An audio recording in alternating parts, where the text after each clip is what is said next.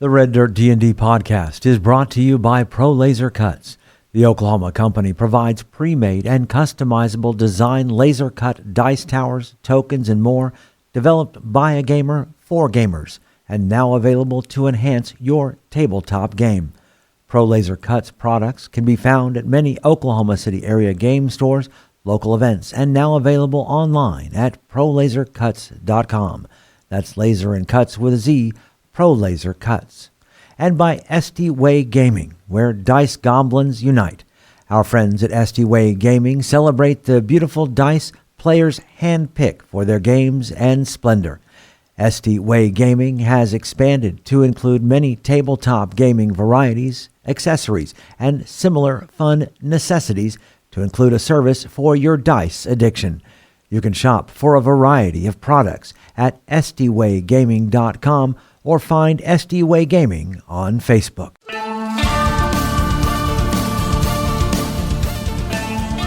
Welcome to Red Dirt D&D. I'm Michael Cross, and I play Gaz, an orc barbarian, sworn protector of the Caliban frontier. I'm Konnor Shenold. I play Konnor with a K, Kobold Sorcerer who's a continuous thorn in the Empire's side. I'm Johnny Payne, and I play Zonimus Dinar, a paladin of dusk, using vengeance as a tool to protect the ones I love. I'm Kiri Hester. I play Poppy Tea Leaf, the halfling desert druid determined to save the wild places from the ambitions of civilization. I'm Brooke Bullock, and I play Makran Stoneshaper, a young dwarf sorcerer finding his true family as revealed by the secrets of the frontier. And I'm Ash King, your dungeon master. Join us now for Tales from the Caliban Frontier.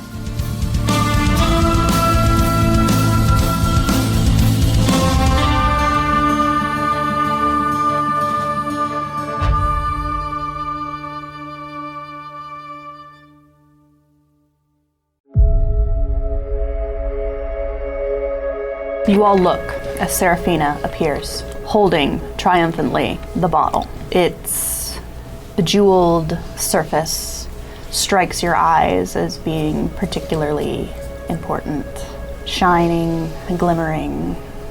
She laughs, taunts you, disappears. Outside, you hear a pained roar. It's Thundercrack. You hear her roars amidst the sound of cannon fire. Stepping out and looking up, you watch as the ancient brass dragon, wounded, wheels around for another attack. But you suddenly see light bursting from the ship, and what appears to be a spiraling ribbon of arcane power arcs towards the dragon, wrapping around her throat. You watch as she falls, stunned, her body collapsing nearby. She thrashes for a few moments, as if trying to escape a net. After a few moments, she stills and slowly stands, as if awaiting instruction. You then see an approaching skiff carrying a familiar foe. Wiley smiles, Seraphina appearing next to him, handing him the bottle. He looks at you all, lifting the bottle as if offering a toast. Looks like a royal flush and a new ace in my hand. Thundercrack! Make sure no one stops the retreat. With jerky movements, Thundercrack turns towards you, her jaws opening wide as you see the spark of flames forming in her throat. So we should probably stay in initiative. Or if you would like to re-roll. But I had a really good initiative last time. I'd like to re-roll initiative. Okay, yeah, it's fine. Okay. Zonimus, what did you get? 10. Connor? 4. What's your dex modifier? +2. Okay. Gaz. 22. Makran. 23. Poppy. 6. All right. Makran, you're first. Makran is going to upcast Dispel Magic, trying to target whatever control effect is on Thundercrack. The DC is 10 plus the spell's level. What level are you casting at?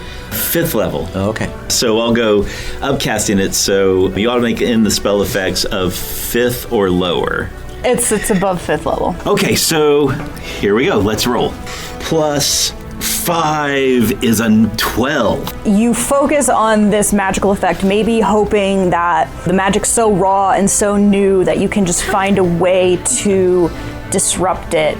Yes. But it's almost like you kind of just get a backlash of this effect.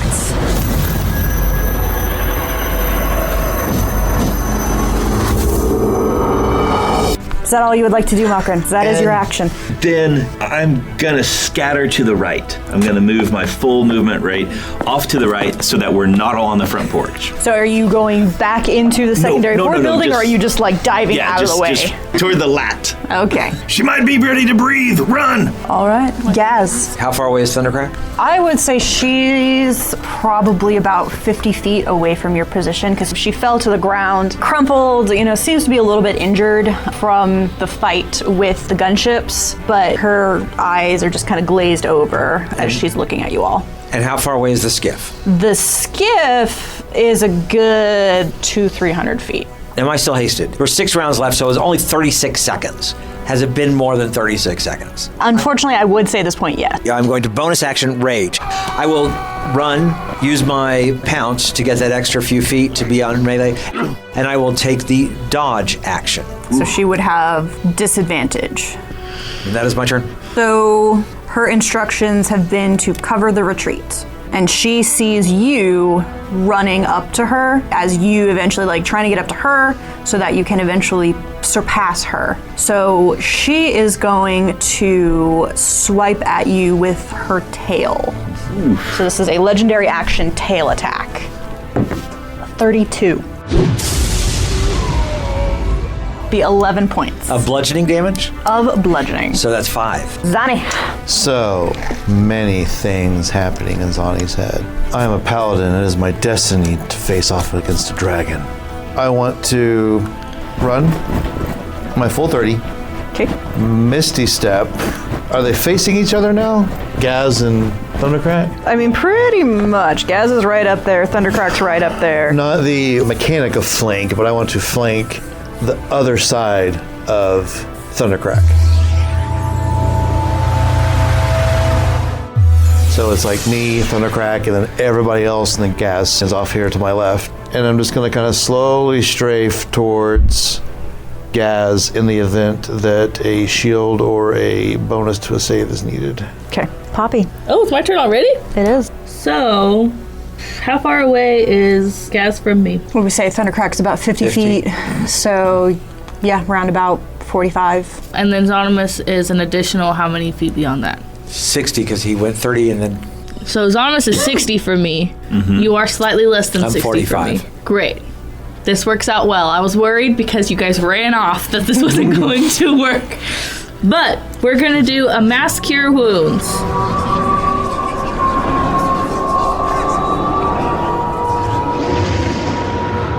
Thank you. Wow, I really what a needed deal. this. Everybody gets 19. If you need less than 19, you get as many as you want until you hit max. No, I definitely needed that. I know. I watched you take a bunch of hits in the last battle, and then you just got wiped. Especially since you didn't use any spells at all during the last battle. Yeah, I did nothing. Did you get that, Zonimus? I heal? Yeah. 19 points. I haven't been hit. You haven't been hit. Full health. I was down 11, so I appreciate it. That's my turn. That's all I can do. Konnor. So this thing around Thundercrack's neck is familiar, right? Yes. Give me a Arcana check if you would like. Natural 20. So, with a 20, you do recognize the symbols upon this collar are the exact same symbols as were on the collars that were on the kobolds and the dragonborn in the mesa. Okay. The collar itself seems to be the source of control. And it seems to be one of those things that you are going to have to physically remove it before she will come to her senses, basically. So Konnor realizes what this collar is, and he gives a shudder because his greatest fear was him being collared. But Thundercrack, his god, has been collared instead. Ugh. And he rushes forward his full 30 feet, frantic, tiny wings flapping, not doing anything to get him up off the ground. And he's just kind of trying to take in what is happening. And Thundercrack, no! Don't hurt her. She's not herself. She's being controlled.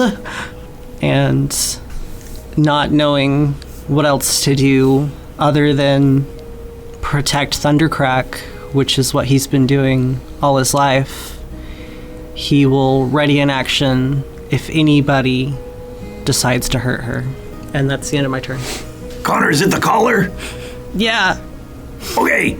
The kobolds and the dragonborn and the mesa, this is exactly that. Thundercracks go. You see, so as Konnor runs forward, crying, screaming, there's just almost that momentary flicker of she's still fighting it. She's still there, but she can't stop herself. But in the last moment, you see the flame in her throat die, but instead, almost a gas comes out.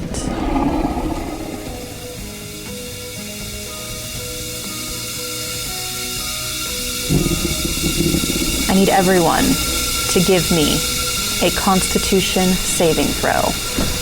And am I still within 10 feet of Not Zonimus? to be that guy, but is Mokrin to the side enough? No. Okay, gotcha. But am I close enough to get his +3? Yes. That's basically what I'm trying. 16. 24. Is it a poison of any type? No. Okay. 22. A 23. A 10. Gaz and Konnor, the two of you fall unconscious as Thundercrack has used her sleep breath. She didn't kill you. I was prepared for it. And you do see at the end of the round, the skiff with Wiley heads back towards the gunships. The gunships are starting to turn in order to head out. So, top of the round would be Mokrin. I see Konnor fall. I see Gaz fall. I shake off this thing. I run back over to Zonimus and I say, Zonimus, do you trust me? I can get us up there to the dragon. To what end? It's the collar. It's the collar. We gotta disable the collar. All right. Do it. I cast Dimension Door on Zonimus and I. Arriving at exactly the spot we wish, which is right behind the collar on Thundercrack's neck. Okay. At this moment, I need the two of you to give me a dexterity saving throw, because as soon as you guys get on her, she is attempting to throw you off. You She ain't bet. flat. She's Yeah, shoulders. shoulder, like, but it isn't flat. It's not ground. 21. 21, okay. I rolled a 5 for a modified 8. So, Zonimus and Mokrin, the two of you appear atop Thundercrack. Basically, kind of on the top of her neck, which, again, even though it's a dragon, there's just not a whole lot of space there. So she starts to shake her head. And Zonimus, you kind of scrabble for like one of the spines that runs down her back and like hold onto it, real tight as she's shaking mightily. But Mokrin, Whoa, whoa, whoa! you fall. The ground coming to meet you.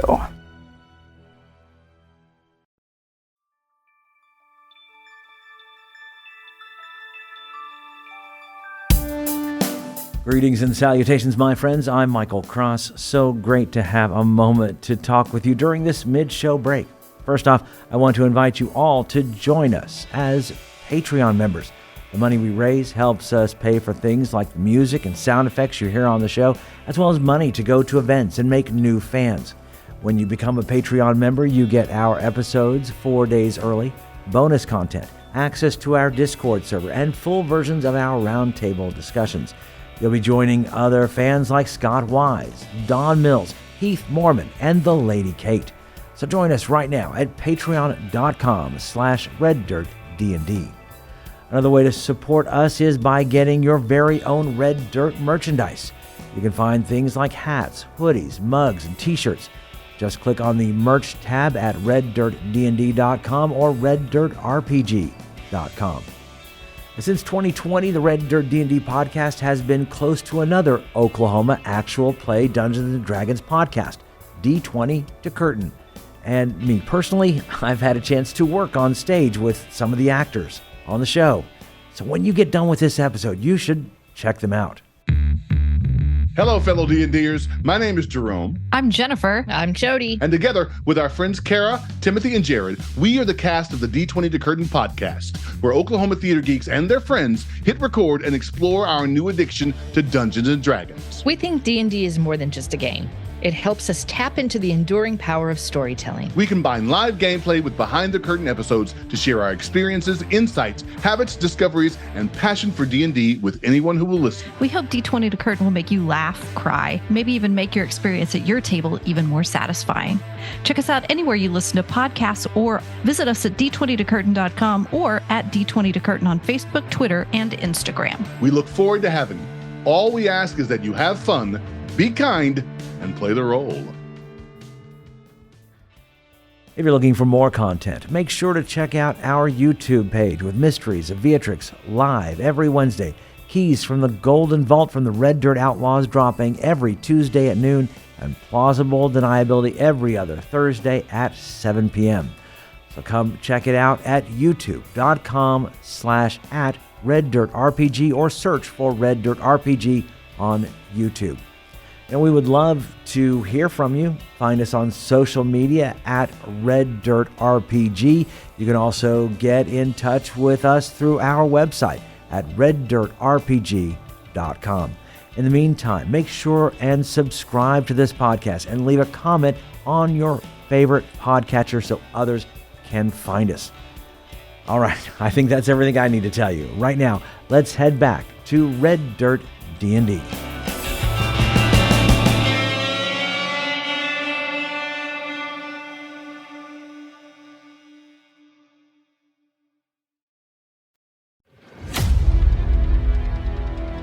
Makran, you and Zonimus have just dimension doored onto the top of Thundercrack's back, attempting to free her from the control collar around her neck.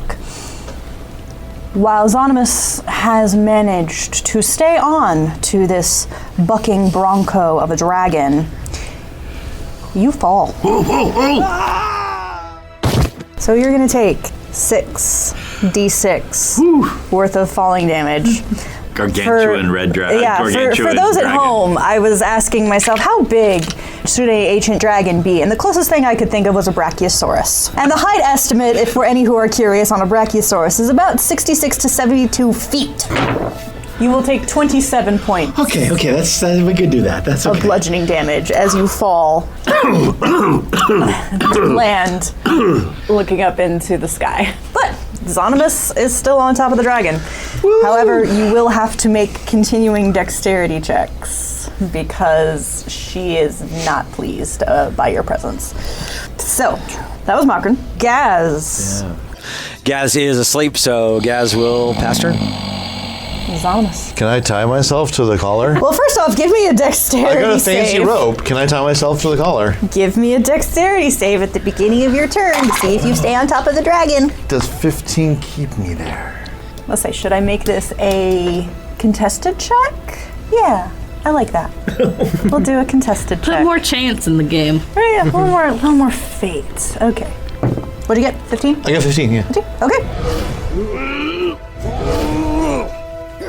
So, yeah, you actually remain on top of the dragon. Yeah, I want to whip out that rope. So the rope of entanglement has a 30 feet long and weighs 3 pounds. So you have 30 feet worth of rope. So I affix it to the collar, and then I affix the other end to my waist. So one of the things that you do notice about the collar is that it's like choke a choke tight. Yeah, it's choke tight. And you can't go under. We found that out. You can't. It actually kind of feels like it's in the skin. You can't go in between. No, it's like inside the skin. Yeah, we found that out last time with the Dragonborn. To it. It's 30 feet. It'll go around the neck. Go around the neck. Yeah. Just like rodeo yourself in there. For the goal of getting advantage on my dex saves or something. Just a cowboy trying to rope a dragon. I love it. So she will get a save to try as you are trying to entangle her in this rope. So she gets a save, which is a DC 15 strength or dexterity, her choice. She will choose strength. She is a mighty and powerful dragon. If this works, great. It's a 16. So yeah, you are trying to entangle her, rope her up, and does not quite work out the way you would hope. Okay. And then can I... You were also 60 feet up off the ground. Okay, I will now bonus action Mark of the Hunter on her. Puppy. So, Konnor, you got hit by a sleeping Gaz too, right? You're asleep. Gaz is asleep. Can I put myself in a position where I could hit them both with 30 feet of water? Is it a line? Yeah. Okay, I would like to put myself in a position, and then I'm going to take the water bottle, and I'm going to Kaiser fireman hose them, wake them up. Okay. Because they can do more good in this battle than I can. I will allow this.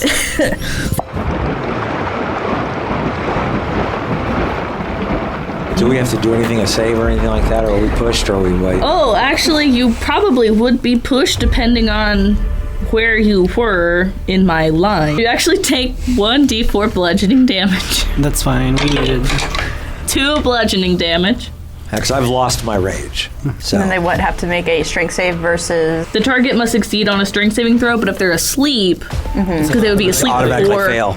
Yeah. So then they take the bludgeoning damage. It says any objects that are no more than 200 pounds. So I don't know how heavy you are, Gaz. I am going to Makra. The healing word of the day is you tried, bud. You get 9. You gotta change that to healing phrase. The healing phrase of the day.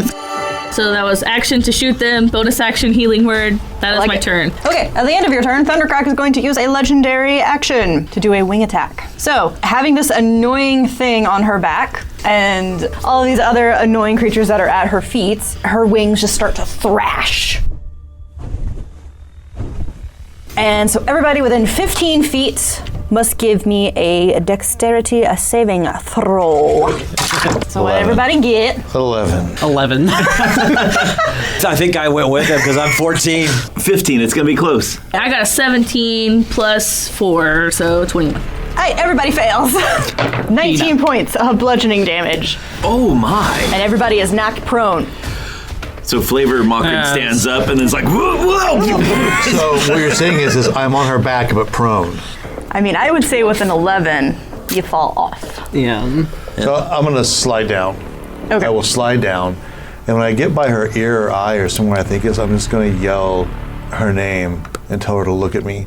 And then I'm going to let myself fall. But as much as I can maintain in the excitement, I'm going to yell her name and tell her to look at me over and over and over again as I fall.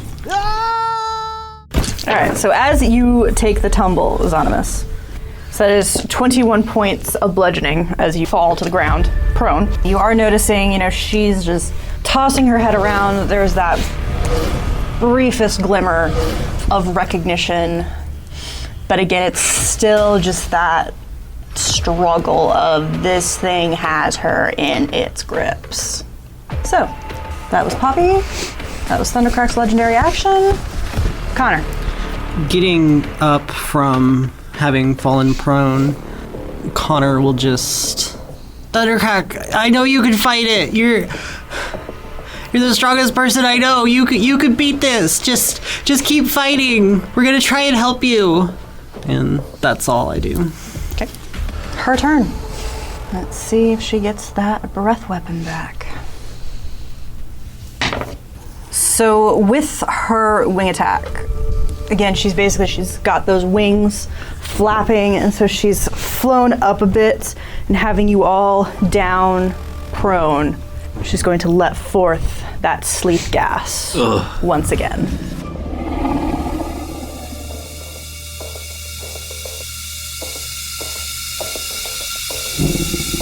So everybody give me a Constitution saving throw. I got 13. a 7. Fail. 22. Pass. With a 18 natural plus 20. 5 plus 3 from being close nearby. So 26, 23 or 26. Pass. All right. You know me. Indeed. You see me look around and grab my throat and start and I give you a very knowing look and I drop down to one knee and then as if I'm sleeping. You know that I can't be put to sleep by this. Yes. My elfin warrior. Oh. I had forgotten that you had Nice. Yeah. I think you should go to sleep too. That was the wink. That was the look. You obviously see Zonimus. I'm miming to you. Let's all go to sleep. Yeah, I'll slide kind of off the side of Wildfire, try to pull him down with me, and we'll just... And then when I see you catching it, I glare at you. Mockern is like, wait, hey, oh, and then he just kind of like does this really awkward like one knee and then hip and then boom. While I'm down here, I'm going to take inventory of the sky. Ships are, again, they're still there, but they have again gotten... They're gone, basically. Farther from out. our Well, reach. yeah, basically at this point, they're out of your reach. And so Thundercrack, she observes you all, seemingly pleased. She takes off after the ships, fading off into the distance.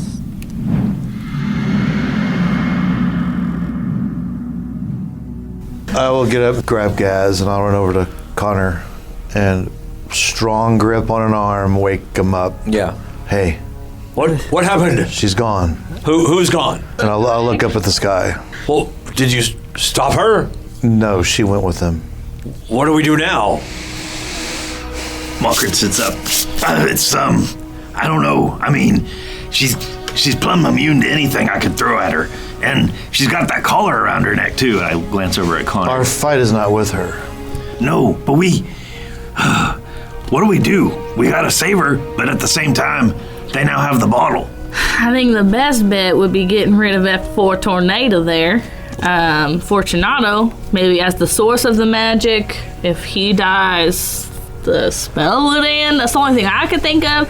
Because, I mean, I've got, like, spells that could, like, remove curses, but I feel like that's a super big curse. I don't feel like my little baby magic's gonna impact. I think if I had to guess where they were going, I would say they're probably heading to Cimarron's palace because they got that big old fiery doorway there to the fire plane, and they can get all their guys, little fire soldiers in, and then when they summon Cimarron out of the bottle, he's at home where he's comfortable and stuff. So if I had to guess, I would say that we should get our business together, maybe, get some supplies from the Kobolds, and then get on out of here and head to the Cimarron's palace. You notice that Konnor isn't reacting to kind of what you guys are saying. His eyes are focused on off in the distance where you can still see the faintest silhouette of the ships.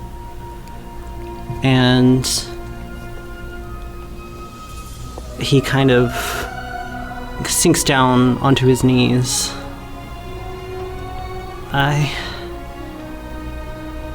This wasn't supposed to happen. I don't care what we do. We are going to get her back. And he looks over at you, Zonimus. We need Nightmare. We need him now. He's the only one who will be able to help in this situation.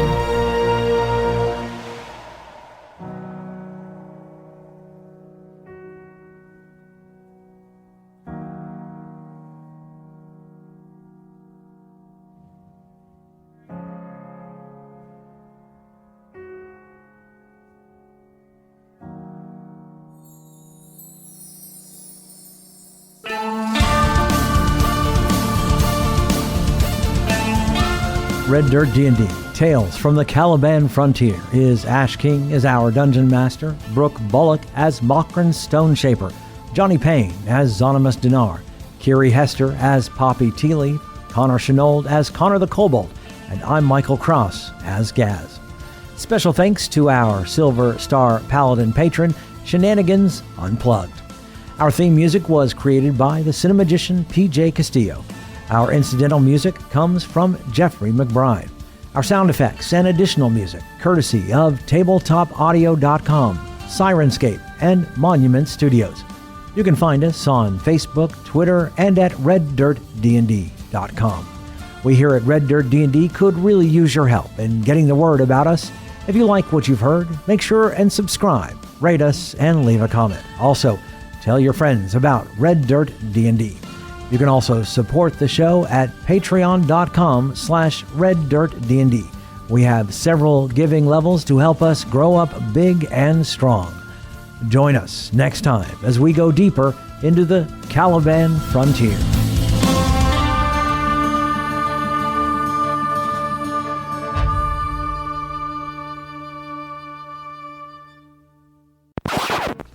I love my SDY dice. Natural 20. Of course, maybe wasted on initiative, but I wasn't sure if he was that good.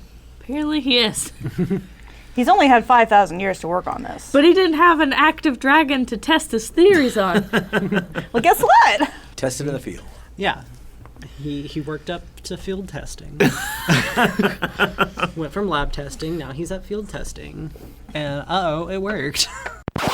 We know what's going on, but the kobolds and dragon kind that are on the ground How much don't of it know how much of it did about they the see? collars and stuff. Yeah. So when she turns and attacks us, and we throw a rock at her, are all of them going to go whiskey tango foxtrot at us? Yeah. Traitors, Or outsiders. protector.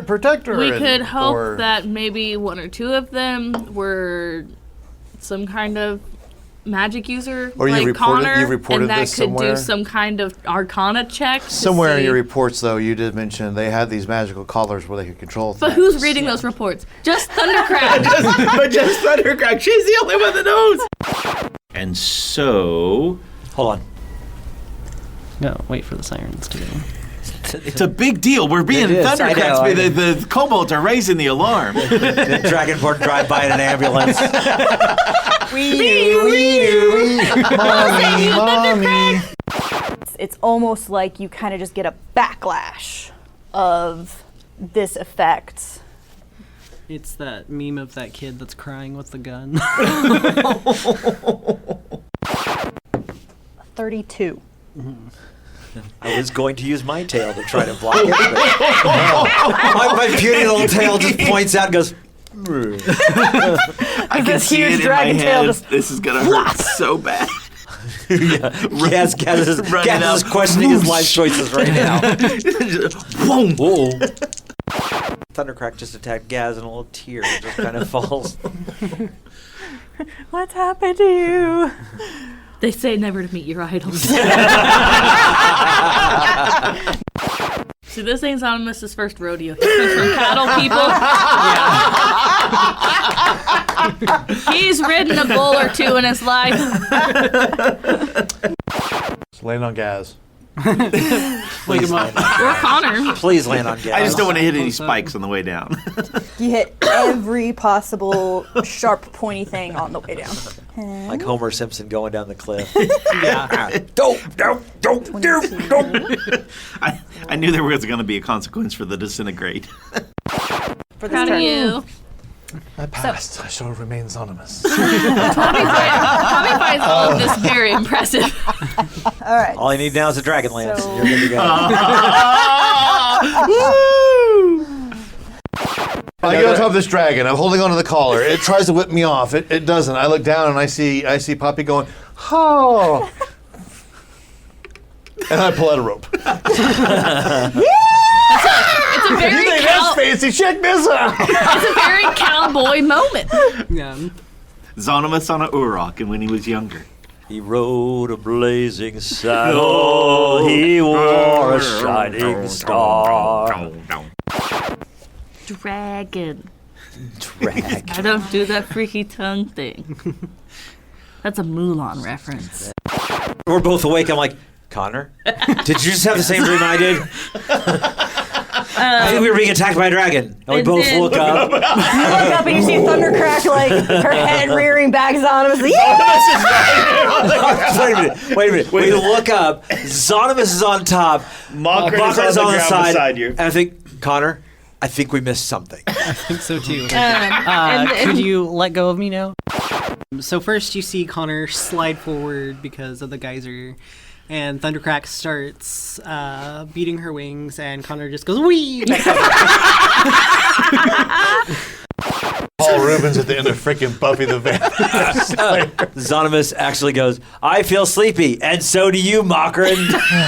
What? No, I'm fine. Ooh. Yeah, real sleepy.